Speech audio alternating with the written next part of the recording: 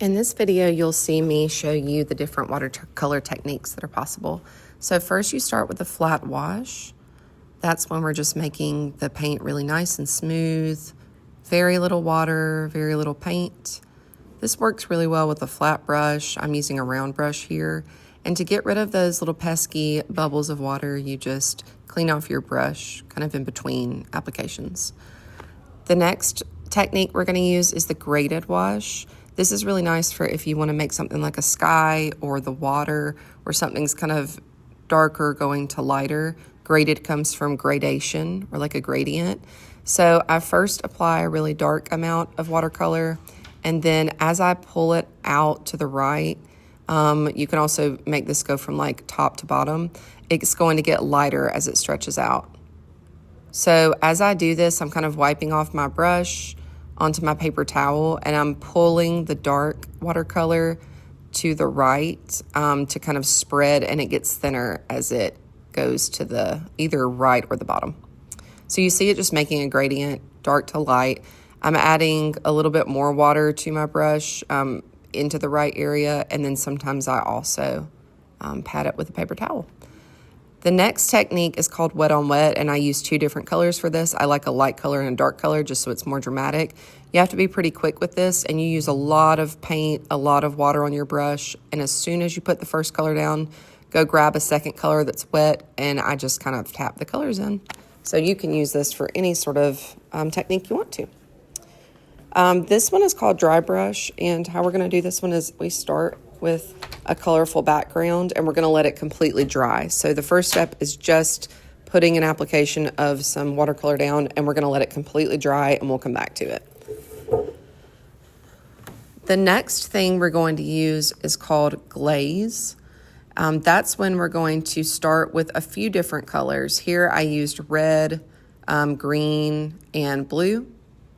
And then this is another one where we're going to just kind of sit and let it dry and come back when it's fully dry. But I want you to try to use like 2 or 3 colors here.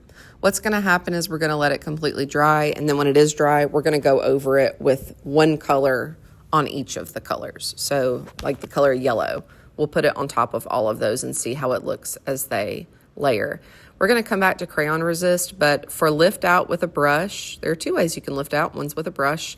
I'm going to apply my paint and wipe my brush dry, and then I'm pressing it to the paper and just kind of really gently lifting it out. I'm not scrubbing super hard because that would damage the paper.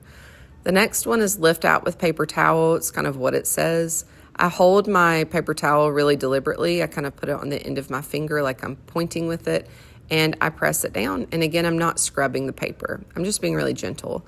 This is a great technique for something like clouds. Here I'm using salt. I really like using 2 different colors for the salt. I just think it kind of adds some fun texture to it. With the salt, you want to apply it when it's pretty wet.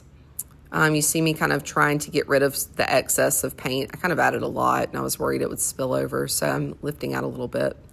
But we're going to take a little bit of the salt. You literally just sprinkle it very gently onto it. This works well with either really wet paint or it's sat there for maybe 10, 15 seconds and then you apply the salt too. So you can do it kind of like just gotten wet or it's been sitting for a minute. But what it's going to do is it's going to soak up all that paint, and we're going to come back when it's completely dry and scrape it off. It won't stay on there forever. Here you can see I made an extra little section.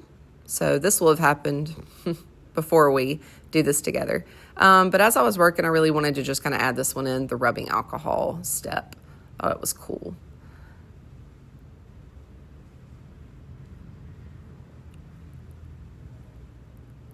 So just crayon resist left and rubbing alcohol. All right, so for rubbing alcohol, this technique works great on wet paint or dry paint. You can really do it at any step. I'm going to show it to you on the wet paint. So you see how it kind of moves the paint and just makes these like big cool circles. It's so playful and experimental, and I think it's really fun. The alcohol in it really separates the water that's in it. You can spray on there, but with such a small surface, I just took the little tube end out of the spray bottle and just kind of tapped it to the color. So for crayon resist, I have to press pretty hard with my white crayon. You'll even see in a second how Some places showed up better with my crayon. You can draw a zigzag, you can write a word, whatever you want to do. But once you do the crayon, you go over it with watercolor and you see that the crayon resists wherever you put the crayon. It resists that watercolor. I tried to lift out to see if I could see the crayon a little bit better. I could a little bit. This just shows that I should have pressed down a lot harder, maybe also with a cleaner edge of my white crayon. So here I am feeling to check that my dry brush and glaze areas are dry. And so I could tell that my dry brush area was dry. So for dry brush, it's not literally your brush is dry, and that's something kind of hard to think about. See how I'm wiping my brush really clean, it's still damp, and I scrape up the teeny tiniest little bit of color. So there's literally no water on my brush except for what I rinsed off with. And I'm making very, very small motions. It's a very good way to have control. A tiny, tiny little tip of the end of your brush, dipping it in, is all you need to really apply things. So this is amazing for details, for grass, for hair, for fur, for literally just anything that needs control and detail. It's excellent for things like that. So here I am kind of feeling my watercolor to see if it's dry. Oop, you can see that my blue was not dry because it moved. So you have to be really careful when you're checking. I could tell once I actually put that on that it was not going to be dry. So watch me mess up. Okay, that looks beautiful. Let's keep it there. Don't do anything crazy. Oh, and this is where I messed up. So don't do this. What happened was I dragged the red through all the other colors. And the point of the glaze is to see what the color on top looks like with a color underneath. So instead of mixing a yellow-green, what does it look like when I put yellow on top of green, or yellow on top of blue, or yellow on top of red? The way that I'm doing these little dots up on top is the way I suggest for you to actually do it. I super messed up with that line. Wouldn't suggest that. So that's all.